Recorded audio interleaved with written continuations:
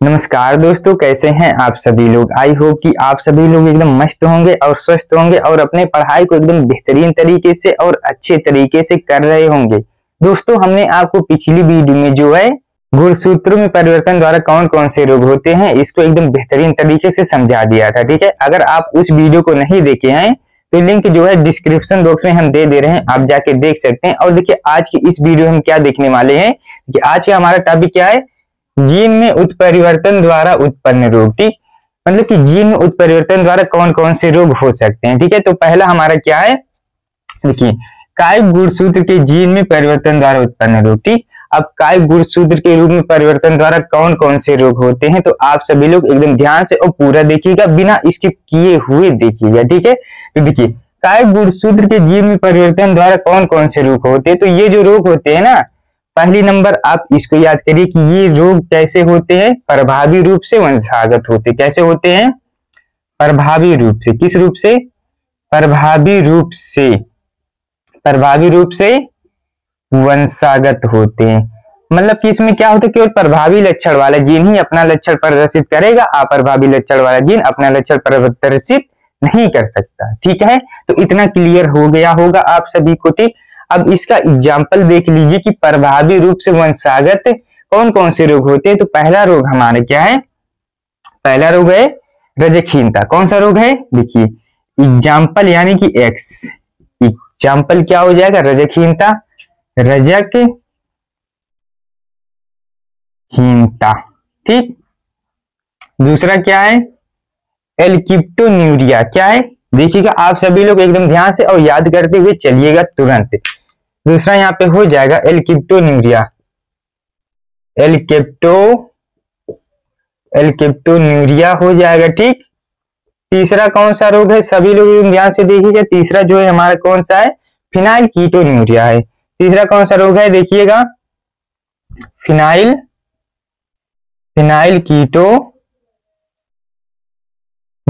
हो जाएगा। ठीक है, अब चौथा रोग कौन सा है, तो चौथा जो रोग है हमारा ना, हसिया का रुधिराणु रक्ताल्पता रोग है। कौन सा रोग है, हसिया का रुधिराणु रक्ताल्पता।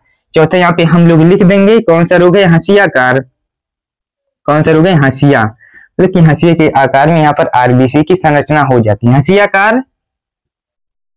हसियाकार रुधिराणु, हसियाकार रुधिराणु रक्ताल्पता, रक्ताल्पता।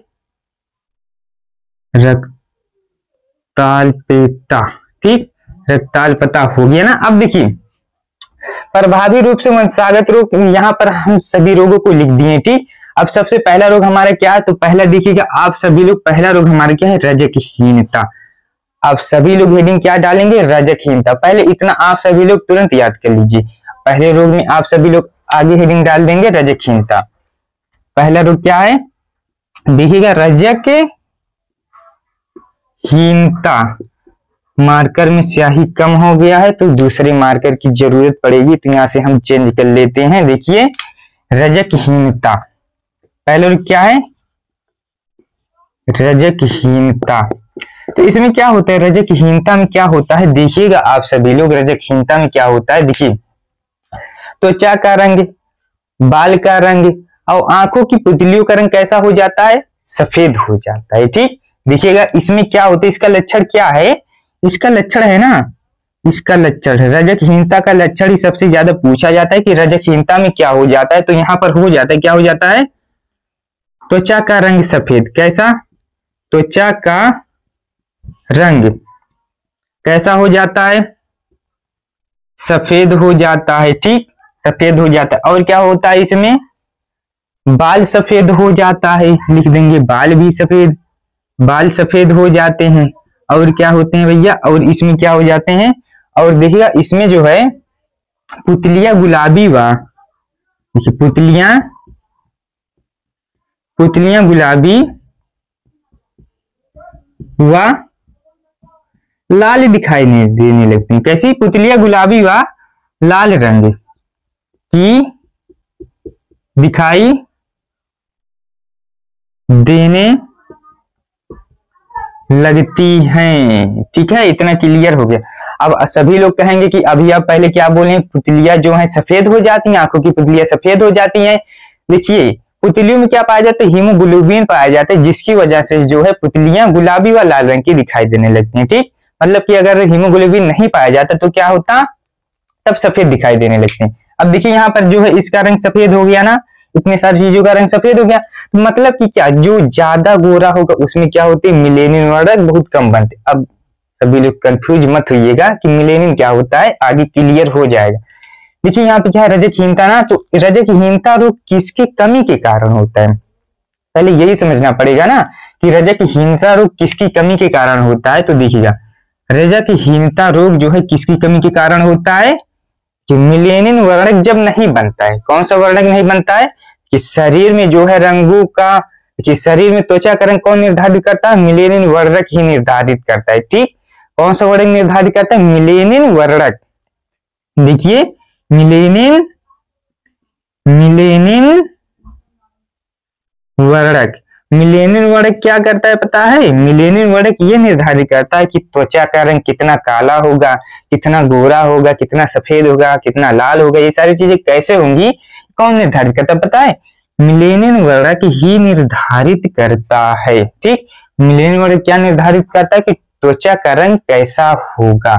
लाल कौन निर्धारित करता है, हीमोग्लोबिन निर्धारित करता है। ठीक, अब देखिए यहाँ पर आगे क्या होता है, अब जिसमें क्या होता है, जिसमें मिलेनिन वर्णक बनता ही नहीं है तो क्या हो जाएगा, वो ज्यादा, उसका रंग सफेद हो जाएगा, यानी कि वो ज्यादा गोरा हो जाएगा। ठीक, जिसमें मिलेनिन वर्णक नहीं हो बनेगा उसको क्या हो जाएगा, रजकहीनता रोग हो जाएगी। ठीक है, तो देखिए अब मिलेनिन वर्णक बनने के लिए क्या चाहिए, एक एंजाइम चाहिए।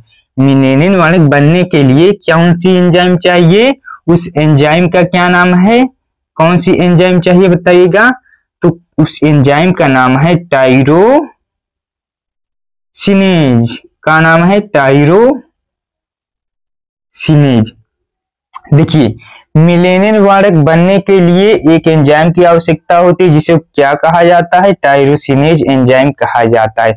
अब एंजाइम को पहचानने का सबसे बेस्ट तरीका क्या होता है, देखिए जिसके लास्ट में एज जुटा होता है, कोई भी अक्षर हो उसके लास्ट में अगर एज है तो उसे हम कह सकते हैं कि वो क्या है, एंजाइम है। ठीक है, तो यहाँ पे देखिए कौन से एंजाइम की आवश्यकता होती है, टायरोसिनेज एंजाइम की आवश्यकता होती है मिलेनिन वर्णक बनाने के लिए। ठीक, अब जब मिलेनिन वर्णक जो है, जब देखिए जब शरीर में टायरोसिनेज एंजाइम नहीं बनेगा तब क्या होगा, तब जो है मिलेनिन वर्णक नहीं बनेगा। जब शरीर में टायरोसिनेज एंजाइम का संश्लेषण ही नहीं होगा तब टायरोसिनेज कैसे, देखिए जब टायरोसिनेज एंजाइम का संश्लेषण नहीं होगा तो मिलेनिन वर्णक कैसे बनेगा, नहीं बनेगा, तो रजकहीनता हो जाएगी कि नहीं हो जाएगी, जाहिर सी बात है हो जाएगी। तब देखिए आगे क्या होता है, यहाँ पर देखिए टायरोसिनेज एंजाइम बनने के लिए क्या चाहिए, पर्बल जीन चाहिए, अपर्बल नहीं पर्बल जीन चाहिए। कौन सी जीन चाहिए, पर्बल जीन। अब पर्बल जीन क्या होते हैं, तो देखिए पर्बल जीन, अब पर्बल जीन की उपस्थिति में ही क्या बनेगा, पर्बल जीन की उपस्थिति में टायरोसिनेज एंजाइम बनेगा। अब पर्बल जीन किसे कहते हैं, देखिए जैसे कि मान लीजिए यहाँ पर क्या है, दोनों जीन ही कैपिटल है, दोनों जीन यहाँ पर अगर कैपिटल है तो उसे क्या कह देंगे, उसे पर्बल जीन कह देंगे। ठीक, अगर एक कैपिटल है और एक स्मॉल है तब इसे भी पर्बल जीन कहते हैं। लेकिन यहाँ पर क्या होता है, देखिए ये विषम युग्म की पर्बल जीन है, एक कैपिटल है और एक का है, एक जो है स्मॉल है, तो इसे कौन सा कहेंगे, पर्बल जीन तो है, क्योंकि कैपिटल ए वाला ही अपना अक्षर दर्शाएगा, ये वाला नहीं दर्शाएगा, तो मतलब कि यहाँ पर पर्बल जीन है। लेकिन केवल जब यही लक्षण दर्शाएगा तो क्या होगा, तब दोनों ही हो जाएंगे पर्बल जीन। ठीक, लेकिन अगर दोनों ही स्मॉल है तब क्या होगा, जब दोनों ही स्मॉल है तब इस कंडीशन में क्या होगा, टायरोसिनेज एंजाइम का संश्लेषण नहीं हो पाएगा। जब देखिए जब शरीर में दोनों ही एंजाइम कैसे होंगे, स्मॉल होंगे, तो क्या होगा, शरीर में टायरोसिनेज एंजाइम का संश्लेषण नहीं हो पाएगा। तो जब टायरोसिनेज एंजाइम का संश्लेषण नहीं हो पाएगा तो क्या होगा, मिलेनिन वर्णक नहीं बनेगा, और जब मिलेनिन वर्णक नहीं बनेगा तो त्वचा का रंग कैसा हो जाएगा, सफेद हो जाएगा, बाल सफेद हो जाएगा, पुतलियां गुलाबी व लाल रंग की दिखाई देने लगती हैं। ठीक, और क्या हो जाता है, रजकहीनता रोग हो जाता है। ठीक है, तो चलिए आज की इस वीडियो में हम लोग बस इतना ही रखते हैं। अगली आने वाली वीडियो में जो है इसके अगले टॉपिक को देखा जाएगा। वैसे अगला टॉपिक यहाँ पर आप सभी लोग देख सकते हैं क्या है, एल्केप्टोन्यूरिया, और इसके बारे में हम लोग एकदम डिटेल में चर्चा करेंगे। तो चलिए आज की इस वीडियो को यहीं पर समाप्त करते हैं। और वीडियो को खत्म करने से पहले एक बहुत ही बेहतरीन लेवल वाली लाइन है, आप सभी लोग सुन के ही जाइएगा। तुम जीत कर भी रो पड़ोगे, कुछ इस कदर तुमसे हारेंगे हम। तो चलिए तब तक के लिए आप चाहे जहां पर भी रहें, stay motivated, stay connected, keep growing, keep working.